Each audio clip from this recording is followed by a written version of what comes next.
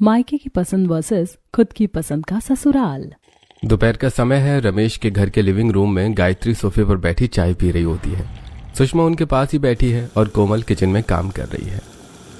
हमारी बेटी की तो शादी हो गई और वो अपने ससुराल में राज कर रही है। अब अपनी कोमल का भी कुछ सोचिए। वो तो अब घोड़े जैसी लंबी हो गई है। आखिर कब तक इसे घर में बिठा कर रखोगे? अब तो इसकी उम्र भी निकलने लगी है और फिर समाज क्या कहेगा? जवान लड़की अभी तक घर में बैठी है। हाँ बहन, तुम बिल्कुल सही कह रही हो। कोमल अब बड़ी हो गई है और हमें भी उसकी चिंता सताने लगी है। रमेश जी, 18 साल के बाद बेटी जब कुंवारी रह जाती है तो उसे घर में रखना सही नहीं होता। समाज की बातें सुनने को मिलती हैं। हमारी बेटी तो फिर भी 23-25 साल की हो गई है। अब तो इसकी शादी करवा ही देनी चाहिए। इसी वजह से तो मैं कह रही हूँ, अब आप कोमल के लिए लड़के देखना शुरू कीजिए। वैसे आपको फिक्र करने की जरूरत नहीं है। जब तक मैं हूँ, कोमल के लिए कोई ना कोई हीरा ढूंढ ही लूंगी। बहन, तुम जैसे भी लड़के देखोगे हमें तो सब पसंद होंगे। तुम बस लड़के देखो और हमें बताओ। हम कोमल को अब और ज्यादा दिन घर में नहीं रख सकते। बेटी का अपना घर हो जाए तो पिता को सुकून मिलता है। अरे भाई साहब, आपको क्या लगता है कि आपकी लाडली बेटी के लिए मैंने लड़के नहीं देखे? रुकिए रुकिए, मैं आपको अभी फोन में एक फोटो दिखाती हूँ। मैंने पहले ही एक बहुत ही अच्छे परिवार का लड़का सोच रखा है। गायत्री अपने पर्स से मोबाइल निकालती है और रमेश को आकाश की फोटो दिखाने लगती है और रमेश को आकाश बहुत पसंद आ जाता है। ये देखिए, ये आकाश है। बहुत ही अच्छा लड़का है। अमीर परिवार है और लड़का सरकारी नौकरी वाला है। अगर कोमल की शादी इससे हो गई तो वो महलों में रहेगी। आपकी बेटी बहुत खुश रहेगी इस घर में। इसकी गारंटी मैं लेती हूँ। इसको किसी भी चीज की कमी महसूस नहीं होगी। वो लोग बहुत अच्छे हैं और अमीर भी हैं। हाँ बहन, लड़का तो अच्छा ही दिख रहा है। चाहे जैसा भी दिखता हो, थोड़ी जोड़ी तो ऊपर से ही बनकर आती है। हम जैसे साधारण लोगों के लिए रिश्ता तो बहुत बड़ा है और इतने अच्छे खानदान के भी हैं वो। हाँ, अरेंज मैरिज में ही भलाई है। आजकल के बच्चे लव मैरिज के नाम पर जो आवारागर्दी करते हैं वो हमें पसंद नहीं। हमारी बेटी तो हमारी पसंद से ही शादी करेगी, चाहे लड़का जैसा भी हो। ठीक है सुषमा, तुम अपनी नंद से कहो कि वो रिश्ते की बात आगे बढ़ाए।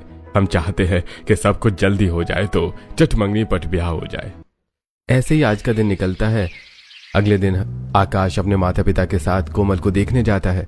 कोमल का पूरा घर साफ सुथरा और सजा हुआ होता है। तभी कोमल सलवार सूट पहने सभी को चाय देती है। ये लीजिए, आप लोग चाय पीजिए और ये नाश्ता भी लीजिए। वाह भाई रमेश जी, आपकी बेटी के हाथ की बनी चाय तो बहुत ही लाजवाब है। सच में कोमल बहुत ही गुणी लड़की है। भाई साहब, हमें तो अब कुछ और तय ही नहीं करना। जोड़ियां तो ऊपर से बनकर आती हैं। हमें आपका लड़का आकाश बहुत पसंद है और हमें भी आपकी बेटी कोमल बहुत पसंद है। कोमल बिल्कुल वैसी ही है जैसी बहू हमें चाहिए थी। चलिए, अब बच्चों को भी आपस में अकेले बात करने का मौका देते हैं। रमेश कोमल को इशारा करता है और कोमल आकाश को लेकर दूसरे कमरे में जाती है। कमरे में आकाश बहुत ही बेरुखी से कोमल की तरफ देखता है। देखो कोमल, मुझे तो तुमसे कोई सवाल पूछना नहीं है। मुझे जो देखना था देख लिया। जी, मुझे भी आपसे ज्यादा कुछ नहीं पूछना है। बस एक बात बतानी है। मुझे लिखने का शौक है। मैं राइटर बनना चाहती हूँ और अपनी राइटर की कोर्स करना चाहती हूँ। क्या शादी के बाद आप मुझे अपनी राइटिंग का कोर्स करने देंगे? क्या मैं अपने दोस्तों से मिल सकूंगी? देखो कोमल, हमारे घर में कोई भी बहुएं घर की चौखट पार नहीं करती हैं। तुम्हें नौकरी करने की क्या जरूरत है? मैं खुद ही इतने पैसे कमाता हूँ कि तुम्हें किसी चीज की कमी नहीं होगी। पर आकाश जी, मैं आत्मनिर्भर बनना चाहती हूँ। एक लेखक बनना मेरा सपना है। बिल्कुल नहीं। शादी के बाद सिर्फ घर और परिवार ही तुम्हारी दुनिया होनी चाहिए। और वैसे भी हम बेटियों की कमाई नहीं खाते। ये सब फिजूल की बातें बंद करो। आकाश बिना कोमल का जवाब सुने कमरे से बाहर निकलकर हॉल में आ जाता है। तो भाई रमेश, अब बच्चों की बात हो गई है। हमारी तरफ से तो रिश्ता बिल्कुल पक्का है और हमारी तरफ से भी रिश्ता पक्का समझिए। हमें बहुत खुशी है कि कोमल इस घर में जा रही है। दहेज और लेन देन की जो भी बात है वो हम फोन पर कर लेंगे। अभी हम चलते हैं। आकाश और उसका परिवार चले जाते हैं। तभी कोमल अपना उदास चेहरा लिए अपने पिता रमेश के पास आती है। पापा, मुझे आपसे कुछ बहुत जरूरी बात करनी है। मुझे ये शादी नहीं करनी।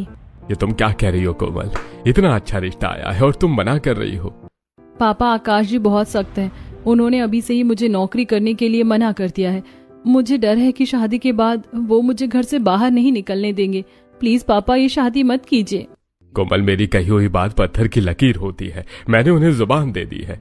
अब तेरी शादी वहीं होगी, और लड़का अच्छा खासा कमाता है, तुझे वो राइटर वगैरह का काम क्यों करना है? और वैसे भी तू इतनी बड़ी हो गई है, कहीं तेरा बाहर किसी और के साथ चक्कर तो नहीं चल रहा जो तू इतने अच्छे सरकारी नौकरी वाले लड़के को मना कर रही है? नहीं मम्मी, ऐसा कुछ नहीं है, मैं बस अपने सपनों को पूरा करना चाहती हूँ। सपनों की बात छोड़ और शादी की तैयारी कर। हमारे घर की इज्जत का सवाल है। हम जबरदस्ती भी करेंगे तो तेरी भलाई के लिए ही करेंगे, समझी? अब चल, जाकर शादी की तैयारी कर। कुछ दिन बीतते हैं और धूमधाम से शादी की तैयारी होती है। कोमल को उसकी मर्जी के बिना दुल्हन बनाया जाता है। शादी का मंडप सजा हुआ है और फेरे हो रहे हैं। अब वर वधू एक दूसरे को मंगलसूत्र पहनाएं और विवाह संपन्न करें। जैसे ही आकाश मंगलसूत्र उठाता है, रामलाल अचानक उठकर खड़े हो जाते हैं। रुकिए पंडित जी, अभी मंगलसूत्र नहीं पहनाया जाएगा, ये शादी यहीं रोक दीजिए। अरे क्या हुआ भाई साहब, अचानक आप शादी क्यों रोक रहे हैं? आपकी सारी डिमांड तो हमने पूरी कर दी है, आपको दहेज भी दे दिया है। रमेश जी, ऐसे बात नहीं चलती। अभी अभी मुझे पता चला है कि मेरे एक दोस्त के बेटे की शादी हुई है और उसे दहेज में शानदार बाइक मिली है। जब तक मेरे बेटे आकाश को भी बाइक नहीं मिलेगी, ये शादी पूरी नहीं होगी। अरे भाई साहब, इतनी सारी तैयारियां हो गई है, मेहमान आए हुए हैं, सिर्फ एक बाइक की वजह से आप शादी रोक देंगे? अरे ये सही नहीं है, ऐसा मत करिए भाई साहब। मैंने कह दिया ना, जब तक बाइक की चाबी मेरे बेटे के हाथ में नहीं होगी तब तक मंगलसूत्र नहीं पहनाया जाएगा।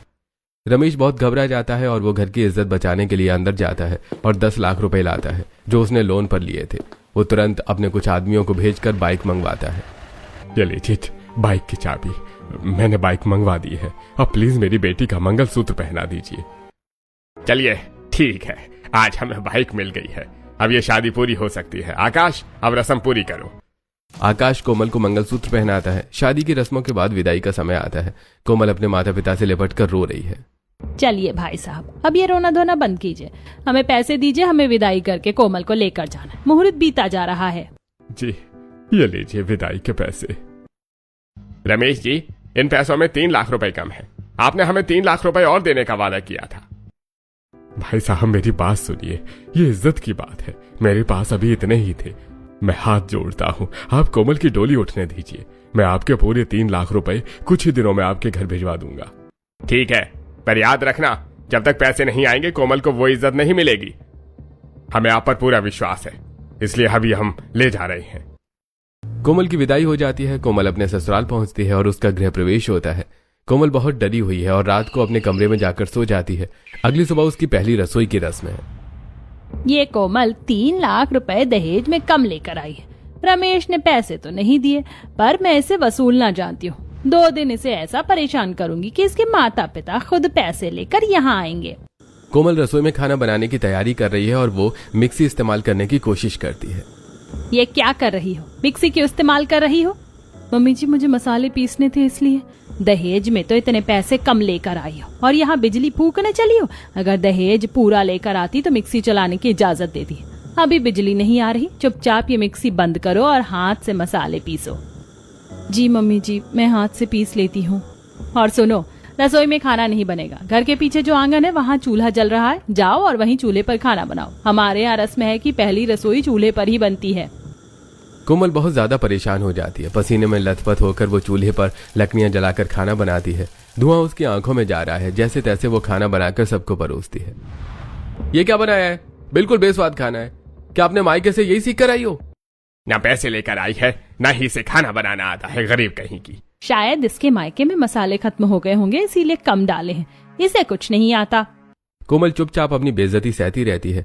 कुछ दिन बीतते हैं और कोमल घर की सारी जिम्मेदारियां संभालने लगती है। एक दिन कोमल को बाजार जाना होता है। बाहर बहुत गर्मी है, पसीने से बुरा हाल हो रहा है, क्यों ना एक रिक्शा ढूंढ लूं। कोमल जैसे ही रिक्शा रुकवाने की कोशिश करती है, शारदा बालकनी से उसे देख लेती है। अरे कोमल, क्या हुआ? नीचे क्यों खड़ी है? मम्मी जी, बहुत गर्मी लग रही थी, इसीलिए सोचा रिक्शा मिल जाए तो बाजार चली जाऊं। अच्छा, क्या तेरे बाप ने यहाँ पैसों का पेड़ लगा कर रखा है जो तू रिक्शे से जाएगी? चुपचाप पैदल चल कर जा। पैदल चलने से कोई मर नहीं जाता। धूप है तो क्या हुआ, जा अब। कोमल मजबूरी में पैदल ही तपती धूप में बाजार चली जाती है। दूसरी तरफ एक कैफे में आकाश अपनी गर्लफ्रेंड रिया के साथ बैठा है। रिया, तुम बिल्कुल मत घबराओ, मैंने सिर्फ दहेज के लालच में उस कोमल से शादी की है। मेरा प्यार तो सिर्फ तुम्हारे लिए है। तभी बाजार से लौटते वक्त कोमल उस कैफे के पास से गुजरती है और खिड़की से आकाश को रिया का हाथ पकड़े हुए देख लेती है। वो सन्न रह जाती है और तुरंत कैफे के अंदर आती है। आकाश जी, ये सब क्या है? ये लड़की कौन है? अच्छा, तो यही है तुम्हारी बेचारी पत्नी। कोमल, तुम्हारी हिम्मत कैसे हुई यहाँ आने की और मुझसे सवाल पूछने की? आप मेरी आंखों में धूल झोंक रहे हैं। ये लड़की आपकी कौन है और आप यहाँ क्या कर रहे हैं? रिया, तुम घर जाओ, मैं तुमसे फोन पर बात करता हूँ और इस कोमल को तो मैं अभी देखता हूँ। आकाश कोमल का हाथ पकड़कर उसे घसीटते हुए घर ले आता है और कोमल को हॉल में जोर से धक्का देकर गिरा देता है। क्या हुआ आकाश, तू इसे ऐसे क्यों ला रहा है? माँ, ये लड़की मुझे रोक टोक कर रही है। बाजार में मेरा तमाशा बना दिया इसने। अच्छा, इसकी इतनी हिम्मत। आकाश, ये ले डंडा, इसे आज ही सबक सिखा दे। हाँ बेटा, इसे कमरे में ले जा और इसकी हड्डियां तोड़ दे ताकि इसकी अकल ठिकाने आ जाए। आकाश कोमल के बाल पकड़ता है और उसे सीढ़ियों से घसीटते हुए ऊपर अपने कमरे में ले जाता है और कमरे के अंदर से कोमल की चीखें सुनाई दे रही हैं। बचाओ, प्लीज मुझे मत मारिए, मेरी क्या गलती है? बाहर गली में पड़ोसी आपस में बातें कर रहे हैं। देखो भाई, कितना जालिम पति, अभी शादी को कुछ ही दिन हुए हैं और अपनी पत्नी को इस तरह बेरहमी से मार रहा है। इसके मायके वालों ने कैसा ससुराल ढूंढा, इसके लिए बेचारी की जान निकल जाएगी। कमरे के अंदर कोमल फर्श पर पड़ी है। उसके पूरे शरीर पर नीले निशान पड़ गए हैं और उसके सिर से हल्का खून निकल रहा है। वो अपने बेड के सहारे बैठकर बस रो रही है। अगर दोबारा से मेरे पीछे आई तो इससे भी बुरा हाल करूंगा। इतना कहकर आकाश घर से निकलता है और पार्क में रिया के पास चला जाता है। रिया उसे देखकर मुस्कुराती है। रिया, मैं तुमसे बहुत प्यार करता हूँ। मैंने सिर्फ पैसों के लिए उससे शादी की है। पर तुम उसे छोड़ोगे कब? मुझे उसे तुम्हारे साथ नहीं देखना। रिया, तुम्हें फिक्र करने की जरूरत नहीं है। मैं उसे इतना कूटूंगा, इतना पीटूंगा कि वो खुद ही ये घर छोड़कर भाग जाएगी। उसे मार मार कर उसका भरता बना दूंगा। चलो ठीक है, मुझे यही सुनना था। कई दिन बीत चुके हैं। कोमल के शरीर पर चोटों के निशान अब गहरे हो गए हैं। वो रसोई में काम कर रही है, बाहर से भारी सब्जियां लेकर आई है और गर्मी की वजह से बुरी तरह हाँफ रही है। हे भगवान, मेरे से तो अब एक कदम भी नहीं चला जा रहा। सांस लेना भी मुश्किल हो रहा है। इतनी उमस और ऊपर से ये बदन का दर्द। कोमल का गला सूख रहा है। वो फ्रिज से पानी निकालती है और एक नींबू काटकर शिकंजी बनाने लगती है ताकि थोड़ी जान आ सके। जैसे वो ग्लास मुंह से लगाती है, शारदा वहां आ जाती है। अच्छा, तो यहाँ ये ठाठ चल रहे हैं। 10 रुपए का एक नींबू आता है और तुझे अकेले के लिए नींबू पानी पीना है। क्या तेरे बाप ने यहाँ पैसों का पेड़ लगा रखा है? मम्मी जी, बहुत चक्कर आ रहे थे। धूप में पैदल आने की वजह से हालत खराब है, इसीलिए सोचा थोड़ा नींबू पानी बनाकर पी लेती हूँ। 3 लाख रुपए दहेज के तो दिए नहीं जाते और यहाँ नवाबजादी को नींबू पानी की फरमाइशें चढ़ी हैं। रुक, तुझे मैं अभी नींबू पानी पिलाती हूँ ताकि तेरी गर्मी शांत हो जाए। शारदा झपट्टा मारकर कोमल के हाथ से नींबू का टुकड़ा छीन लेती है और जबरदस्ती कोमल की आंखों में नींबू का रस निचोड़ देती है। आ मेरी आंखें। मम्मी जी, ये क्या क्या चल रहा है? सब बचाओ। ले, अब पी बकायदा नींबू पानी। अब आएगी शांति। आइंदा किचन की किसी चीज को बिना पूछे हाथ लगाया तो याद रखना, इससे भी बुरा हाल करूंगी। शारदा वहां से बड़बड़ाती हुई चली जाती है। कोमल रोते हुए नल के नीचे अपनी आंखें धोती है। उसका पूरा चेहरा लाल हो गया है। शाम को वो अपने कमरे में बैठी है कि तभी शारदा और रामलाल कमरे में आते हैं। उनके हाथ में एक डिब्बा है। क्या कोमल, बहुत आराम फरमा रही हो? काम धाम में मन नहीं लग रहा क्या तेरा? इसे थोड़ा मनोरंजन करवाते हैं ताकि इसकी सुस्ती दूर हो जाए और ये फिर काम धाम में लग जाए। रामलाल अपने साथ लाया डिब्बा खोलकर कमरे में 4-5 चूहे छोड़ देता है। कोमल डर के मारे बिस्तर पर चढ़ जाती है और यहाँ वहां भागने लगती है। ये क्या कर रहे हैं आप लोग? प्लीज इन्हें बाहर निकालिए, मुझे चूहों से बहुत डर लगता है। डर लग रहा है तो अपनी माँ को फोन कर और पैसे मंगवा। जब तक हमारे 3 लाख रुपए नहीं आएंगे तेरा जीना हराम कर देंगे हम। चल फोन उठा। कोमल कांपते हाथों से अपनी माँ सुषमा को फोन लगाती है। अब क्या हुआ कोमल, क्यों बार बार फोन करके तंग करती हो? मम्मी, ये लोग मुझे बहुत मार रहे हैं। मेरे कमरे में चूहे छोड़ दिया। ये कह रहे कि जब तक 3 लाख रुपए नहीं देंगे ये मुझे चैन से नहीं रहने देंगे। प्लीज मम्मी कुछ पैसे भेज दो वरना ये मुझे मार डालेंगे। बस बहुत हुआ कोमल, बार बार यहाँ फोन करके पैसे क्यों मांगती है? हमने तेरी शादी करवा दी, अब हम पैसे कहाँ से दें? अपना ससुराल तू खुद समझ, अब फोन मत करना। सुषमा गुस्से में फोन काट देती है। कोमल सन्न रह जाती है। रामलाल कोमल के बाल पकड़कर उसे नीचे पटक देते हैं। क्या कहा तेरी माँ ने? पैसे नहीं है तो फिर तू यहाँ किस हक से रह रही है? पैसे नहीं दे रही तेरी माँ? तुझे तो हम आज बताते। जा खुद अपने मायके जा और पैसे मांग कर ला। बिना पैसों के वापस मत आना वरना घर में नहीं आने देंगे। कोमल को धक्के देकर उसके मायके भेज दिया जाता है। कोमल फटे हाल और नीले पड़े निशानों के साथ अपने घर पहुंचती है। मम्मी देखिए, इन्होंने मेरा क्या हाल कर दिया। मुझे बहुत दर्द हो रहा है। हमारे पास कोई पैसे वैसे नहीं है तुझे देने के लिए। हमने तेरी शादी करवा दी, अब तेरा ससुराल तू समझ। बार बार यहाँ मुंह उठाकर मत आया कर। कोमल, हमने तुझे विदा कर दिया है, अब तो वहां की जिम्मेदारी है। वैसे भी हम तेरे बड़े भाई की शादी की बात चला रहे हैं, तो यहाँ रहेगी तो बाधा आएगी। चल वापस जा। कोमल को घर से बाहर निकाल दिया जाता है। वो भारी मन से वापस अपने ससुराल आती है। रात बहुत हो गई है पर आकाश घर पर नहीं आया है। जब तक मेरा बेटा आकाश आ ना जाए और आकर भरपेट खाना ना खा ले, उसके पहले तुझे खाना नहीं खाना है, समझ में आया ना? वरना दोबारा चूहे वाले कमरे में बंद कर दूंगी। उसके आने के बाद ही खाना खाना है, तब तक यहीं बैठी रह। कोमल पूरी रात भूखी बैठी रहती है। सुबह के 4 बज जाते हैं तब आकाश शराब पीकर घर आता है। आ गई? खाली हाथ आई है ना? आकाश बेल्ट निकालता है और कोमल को बेतहाशा मारना शुरू कर देता है। वो हाथ पैर पर उसकी पीठ पर मारता है ताकि चेहरे पर निशान न दिखे। आकाश जी छोड़ दीजिए, मैं मर जाऊंगी, मेरी क्या गलती है? मर जा, वैसे भी तू किसी काम की नहीं है, ना पैसे लाई ना सुख दे रही है, चुपचाप पड़ी रहे यहाँ। आकाश के मार से कोमल रोते हुए बेहोश हो जाती है और बेसुध होकर जमीन पर पड़ी रहती है। अगली सुबह वो हिम्मत करके आकाश के पास कॉफी लेकर जाती है। उठिए जी, 10 बज रहे हैं, ये कॉफी पी लीजिए। मैं सुबह 5 बजे आकर सोया हूँ, क्यों मेरी जान खाने आ गई है? चल अब जा यहाँ से। आप रोज रात इतनी देर से क्यों आते हैं और कहाँ रहते हैं? आप शराब क्यों पीते हैं? बड़ा, यहाँ पर तुम करोड़पति खेल रही हो। मुझे तुमसे सवाल पूछने वाली कौन होती हो? हाँ, मारकर मुंह तोड़ दूंगा। मेरी जिंदगी मेरी मर्जी, भाग यहाँ से। कोमल रोते हुए बाहर जाती है। रात को फिर आकाश देर से आता है और कोमल से पैर दबाने को कहता है। चलो पैर दबाओ मेरे, रात भर काम किया है मैंने। कोमल पैर दबा रही होती है। सुबह के 5 बज जाते हैं। नींद के झोंके में कोमल का हाथ थोड़ा ढीला पड़ता है और वो पैर लेकर झूलने लगती है। पैर लेकर झूलने की जरूरत नहीं है, तेरी नौटंकी खत्म नहीं हो रही। कोमल को जोर से धक्का लगता है और उसका सिर दीवार से जा टकराता है। वो जमीन पर गिरकर तड़पने लगती है। नाटक बंद कर और निकल यहाँ से। इसी तरह दिन बीतने लगते हैं। एक दिन आकाश जुए में पैसे हार जाता है और वो घर आकर कोमल को बहुत मारता है। जा अपने बाप से पैसे मांग कर ला, वरना जान से मार दूंगा। कोमल अगली सुबह अपनी सास को बताती है कि आकाश ने उसे बहुत मारा है। अब जब तू दहेज नहीं लेकर आएगी तो तेरा पति क्या कर रहा है, इससे मुझे क्या फर्क पड़ता है? जा पहले पैसे ला, फिर मैं इस बारे में सोचूंगी। निकल इस घर से। शारदा कोमल को घर से बाहर निकाल देती है। जैसे ही कोमल बाहर कदम रखती है वो देखती है कि आकाश रिया को हाथ पकड़कर घर के अंदर ला रहा है। कोमल उन्हें देखती रहती है पर कुछ नहीं कह पाती और रोते हुए मायके चली जाती है। कोमल जब मायके के दरवाजे पर पहुंचती है तो देखती है कि उसके भाई के लिए लड़की वाले आए हुए हैं। बेटी तू यहाँ क्या कर रही है? तुझे इस वक्त अपने ससुराल में होना चाहिए। पापा, मैं वापस उस ससुराल में नहीं जाऊंगी। वो लोग मुझे मारते हैं और मुझसे दहेज मांगते।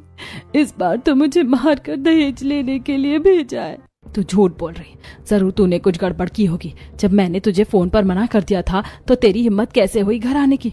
देख नहीं रहा यहाँ तेरे भाई को देखने लड़की वाले आए। माँ, ये तुम क्या कह रही हो? मेरे ससुराल वाले मुझ पर अत्याचार कर रहे, मुझे मार रहे हो और तुम मुझे ही गलत कह रही हो। तभी कृष्णलाल के फोन पर एक फोटो आती है जिसमें कोमल सब्जी वाले के ठेले पर बैठी नजर आती है। जी, ये आपकी बेटी है ना? ये सब्जी वाले के ठेले पर क्यों बैठी है? आप क्या बच्चे जैसे सवाल पूछ रहे हैं? अब तो साफ साफ पता चल रहा है कि इसके ससुराल वालों ने इसे क्यों भेजा है।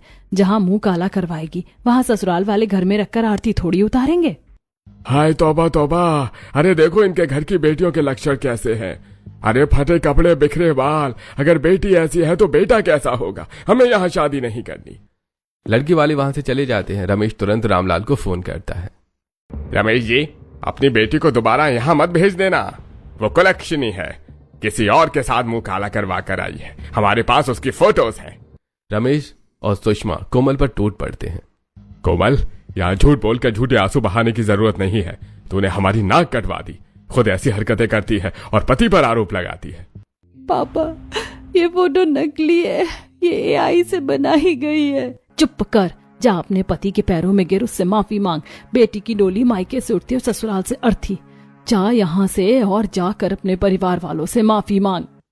कोमल रोते हुए वहां से निकलती है। वो बाजार से गुजर रही होती है कि तभी मेरे मायके के पसंद के ससुराल वाले मुझ पर अत्याचार कर रहे हैं और खुद मेरे मायके वाले मेरी बात समझने को तैयार ही नहीं है। कहते हैं ससुराल वालों के पास जाओ और अब तो मुझे अपनी बेटी भी नहीं मान रहे। अब मैं क्या करूं?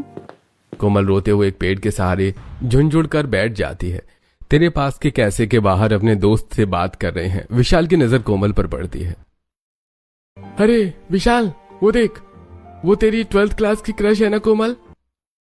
अरे क्यों मुझे छेड़ रहा है? वो यहाँ कहाँ, उसकी तो शादी हो गई है। अरे यार देख उधर, मैं तुझे छेड़ नहीं रहा हूं, जरा एक बार उधर तो देख। विशाल ध्यान से कोमल की तरफ देखता है। हाँ, ये तो कोमल ही लग रही है, पर उसकी तो शादी हो गई थी। वो यहाँ बैठकर रो क्यों रही है? रुक, मैं उसे बात करके आता हूँ। कोमल को देखकर विशाल के मन में 12th क्लास की यादें ताजा हो जाती हैं, जब वो कोमल को पसंद करता था। विशाल कोमल के पास आता है। कोमल, तुमने मुझे पहचाना? मैं विशाल हूँ, 12th में तुम्हारे साथ पढ़ता था। क्या हुआ तुम्हारे साथ? विशाल, मैं बर्बाद हो गई। मेरे अपनों ने मुझे छोड़ दिया। तुम शांत हो जाओ, मैं तुम्हें इस हाल में नहीं छोड़ सकता। विशाल को देखते ही कोमल को भी अपने पुराने दिनों की याद आ जाती है। वो खुद के आंसुओं को रोक नहीं पाती और तुरंत भागते हुए अपने मायके चली जाती है। अपने भाई का रिश्ता तूने तुड़वा दिया। कितने अच्छे घर से रिश्ता था, अब दोबारा क्यों चली आई है? मैंने कहा था ना तुझे अपने ससुराल जा। नहीं माँ, मुझे मेरे ससुराल मत भेजो, मुझे अपने पास रख लो, वो लोग मुझे मार डालेंगे। अरे रहने दो सुमन, लेकिन कोमल याद रखना, हम तुम्हें 1 हफ्ते से ज्यादा नहीं रखेंगे। कोमल रोते हुए अपने मायके के कमरे में चली जाती है। ऐसे ही आज का दिन बीतता है। अगले दिन कोमल सोफे पर शांत बैठी अपने पति के बर्ताव के बारे में सोच रही होती है। घर में बैठने से काम नहीं चलेगा, जा सब्जियां लेकर आ। कोमल बाजार जाती है तो विशाल उसे फिर से मिलता है। कोमल, मुझे जानना है तुम्हारे साथ क्या हुआ। मैं रात को कॉल करूंगा, फोन उठा लेना। कोमल के ना चाहते हुए भी विशाल कोमल को फोन देकर चला जाता है और रात में कोमल विशाल को फोन पर सारी सच्चाई बताती है कि कैसे उसे टॉर्चर किया गया। सुषमा दरवाजे पर कान लगाकर सब सुन लेती है। अच्छा, तो तू सच में गुलछर्रे उड़ा रही है, रात भर पराए मर्दों से बात करती है। अभी क्या, अभी घर से निकल जा, तुझे यहाँ एक पल नहीं रहना है। रमेश और सुषमा कोमल को रात के अंधेरे में घर से निकाल देते हैं। विशाल फोन पर सब सुन लेता है और वो तुरंत वहां पहुंचता है। वो कोमल को कैफे लेकर जाता है। कोमल, ये लो जूस पियो और शांत हो जाओ। विशाल, आकाश ने मुझे बहुत मारा, मेरी आंखों में नींबू निचोड़ा, चूहे छोड़े और अब मेरे माता पिता ने भी मुझे छोड़ दिया। तुम्हारे मायके वालों की पसंद ने तुम्हें नरक में धकेल दिया है, पर तुम फिक्र मत करो, तुम मेरे घर चलो। विशाल कोमल को अपने घर लेकर आता है। कोमल के शरीर पर पट्टियां बंधी हैं और वो बहुत डरी हुई है। तभी विशाल के माता पिता हॉल में आते हैं। विशाल, ये कौन है और इसकी हालत किसने की? इसके शरीर पर इतने जख्म कैसे आए? माँ, ये कोमल है, मेरी स्कूल की दोस्त। इसके ससुराल वाले और मायके वालों ने इसके साथ बहुत बुरा किया है। ये कुछ दिन यहीं रहेगी, मैं इसे सड़क पर मरने के लिए नहीं छोड़ सकता था। देख बेटा, मैं तेरी नेक दिली का कदर करता हूँ, पर समाज क्या कहेगा? लोगों ने पहले इसके बारे में झूठी बातें फैला रखी हैं। इसे बिना किसी रिश्ते के घर में रखना मुसीबत को दावत देना है। पापा, मैं जानता हूँ आप समाज की चिंता कर रहे हैं, पर क्या इंसानियत समाज के डर से बड़ी नहीं है? इसके मायके वालों ने भी इसे छोड़ दिया है, इसके सिर पर चोट है, इसके हाथ जले हुए हैं। क्या हम इसे इस हालत में ठुकरा दें? कोमल कमरे के बाहर खड़ी ये सब सुन रही होती है और वो लंगड़ाते हुए हॉल में आती है। विशाल, अंकल सही कह रहे हैं, मेरी वजह से आप लोगों की बदनामी होगी, मैं चली जाती हूँ। वैसे भी मेरी किस्मत में दुख ही लिखे। कोमल रुक जाओ, क्या तुम मुझ पर भरोसा करती हो? हाँ विशाल, खुद से भी ज्यादा। तुमने तब मेरा साथ दिया जब मेरे माता पिता ने दरवाजा बंद कर लिया था। हाँ पापा, मैं कोमल से 12वीं क्लास से प्यार करता हूँ, तभी हिम्मत नहीं हुई थी कहने की, पर आज मैं इसे खोना नहीं चाहता। अगर आप इजाजत दें तो मैं इससे शादी करके इसे अपनी पत्नी का हक देना चाहता हूँ। इसे वो सम्मान देना चाहता हूँ जो इसे कभी नहीं मिला। अगर तू खुश है बेटा तो हमें कोई एतराज नहीं। हमें एक बहादुर बहू चाहिए जो अपनी लड़ाई लड़ सके। कोमल, क्या तुम हमारे घर की बहू बनोगी? जी माँ जी। कोमल और विशाल की बहुत ही सादगी से शादी हो जाती है। गृह प्रवेश के समय फूलों की वर्षा होती है और बहुत शोर शराबा होता है। कोमल दीवार पर अपने हाथों की छाप लगाती है। क्या ये वही दुनिया है? यहाँ कोई ताना नहीं दे रहा, कोई दहेज नहीं मांग रहा। खुद की पसंद का ससुराल इतना खूबसूरत होता है, मैंने कभी सोचा नहीं था। अगली सुबह पहली रसोई की रस्म है। कोमल किचन में जाने लगती है, तभी विशाल उसे दरवाजे पर ही रोक लेता है। अरे कोमल रुको, आज तुम सिर्फ खीर बनाओगी और वो भी गैस चूल्हे पर। तुम्हें इतनी गर्मी में मरने की जरूरत नहीं है और ना ही चूल्हे की लकड़ियां जलाने की। कोमल खीर बनाती है और सबको बड़े प्यार से खिलाती है। विशाल के माता पिता उसकी खीर की बहुत तारीफ करते हैं और उसे सोने के कंगन उपहार में देते हैं। दिन बीतने लगते हैं। विशाल को पता चलता है कि कोमल को डायरी लिखने का बहुत शौक है। अरे कोमल, मैंने तुम्हारी डायरी पढ़ी। तुम इतना भावुक और अच्छा लिखती हो। तुम स्क्रिप्ट राइटर का कोर्स क्यों नहीं करती? मैं चाहता हूँ कि तुम अपनी कहानी दुनिया को बताओ ताकि और कोमल के साथ ऐसा ना हो। सच में विशाल, क्या मैं एक प्रोफेशनल स्क्रिप्ट राइटर बन सकती हूँ? मुझे लगा मेरा जीवन सिर्फ रसोई तक सीमित है। हाँ बिल्कुल, तुम एक नई शुरुआत करोगी। मैं हर कदम पर तुम्हारे साथ हूँ। कोमल स्क्रिप्ट लिखना शुरू करती है और उसकी कहानियां दहेज की मार और दुल्हन के जोड़े में जकड़ी बेटी इंटरनेट पर बहुत मशहूर हो जाती हैं। उसे बड़े अवार्ड्स के लिए चुना जाता है। एक दिन एक मशहूर मैगजीन वाले उसका इंटरव्यू लेने के लिए गलती से उसके पुराने ससुराल आकाश के घर पहुंच जाते हैं। क्या कोमल एक बहुत बड़ी राइटर बन गई है? उसे लाखों का अवार्ड मिलने वाला है। आकाश, ये कैसे हो सकता है? वो तो फटे हाल इस घर से गई थी। उसके पास तो फूटी कौड़ी नहीं थी। चुप कर दिया। तेरी वजह से मेरी किस्मत फूट गई। आज अगर कोमल मेरे पास होती तो ये सारे पैसे और ये नाम मेरा होता। तूने ही मुझे उसे घर से निकालने के लिए उकसाया था। आकाश को अपनी गलती का एहसास नहीं बल्कि पैसों का लालच सताने लगता है। वो कोमल को बाजार में अकेला देखकर उसके पास जाता है और उसके पैरों में गिर जाता है। कोमल, मुझे माफ कर दो। मुझसे बहुत बड़ी गलती हो गई। मैं आज भी तुमसे बहुत प्यार करता हूँ। वो सब तो मैंने गुस्से में किया था। वापस घर चलो, हम फिर से नई शुरुआत करेंगे। आकाश, अब बहुत देर हो चुकी है। तुम मुझसे नहीं, मेरी कामयाबी और इन पैसों से प्यार कर रहे हो। मेरे पति विशाल ने मुझे तब अपनाया जब मैं एक लाश की तरह थी, जब मेरे अपने घर वालों ने मुझे ठुकरा दिया था। दोबारा मेरी पत्नी के आसपास भी मत देखना, वरना पुलिस को वो सारे सबूत दे दूंगा जो तुमने उसके साथ किए थे। तभी कोमल के मायके वाले भी वहां आ पहुंचते हैं। रमेश और सुषमा कोमल की चमक और उसकी कामयाबी देखकर दंग रह जाते हैं। बेटी, हमें माफ कर दे। हमने अपनी पसंद का ससुराल थोप कर तेरी जिंदगी नरक बना दी। हमने तुझ पर यकीन नहीं किया। पापा, आपने समाज के डर से अपनी बेटी को मरने के लिए छोड़ दिया था। अंकल आंटी, आप लोगों को कुछ दिखाना बहुत जरूरी है। विशाल अपने फोन में कुछ एआई जनरेटेड वीडियो दिखाता है जिसमें रमेश किसी और महिला के साथ दिख रहा होता है। नहीं, ये मैं नहीं हूँ। ये वीडियो बिल्कुल नकली है। सुषमा, मेरी यकीन करो, मैं यहाँ कभी नहीं गया। जैसे ये वीडियो नकली है वैसे ही कोमल की वो फोटो भी नकली थी जो आकाश ने आपको दिखाई थी। ये सब एआई का खेल है। आपने अपनी सगी बेटी की आंखों के आंसुओं पर भरोसा नहीं किया, पर एक मशीन की बनाई हुई झूठी तस्वीरों पर किया। हमें बहुत पछतावा है कोमल। हमने अपनी ही बच्ची का गला घोट दिया था। हमें माफ कर दो। तभी वहां इंटरव्यू लेने वाले लोग आते हैं और विशाल उसकी माँ और पिता को फूलों की माला पहनाते हैं। सच में आप जैसा ससुराल हर लड़की को मिले जो अपनी बहू को बेटी से ज्यादा सम्मान दे। कोमल जी, आज आप एक सफल स्क्रिप्ट राइटर हैं। आपको अपनी इस खुद की पसंद वाली दुनिया में कैसा लग रहा है? मुझे बहुत गर्व महसूस हो रहा है। आज मैं अपनी पसंद के ससुराल में हूँ, जहाँ मेरी इज्जत है, मेरा सपना है और सबसे बढ़कर मेरे पति का अटूट प्यार है। दूसरी तरफ मोहल्ले के लोग आकाश, उसकी माँ और उसके पिता को घेर लेते हैं। उन सभी के चेहरों पर कालिफ पोत दी जाती है और उन्हें चप्पलों की माला पहनाई जाती है।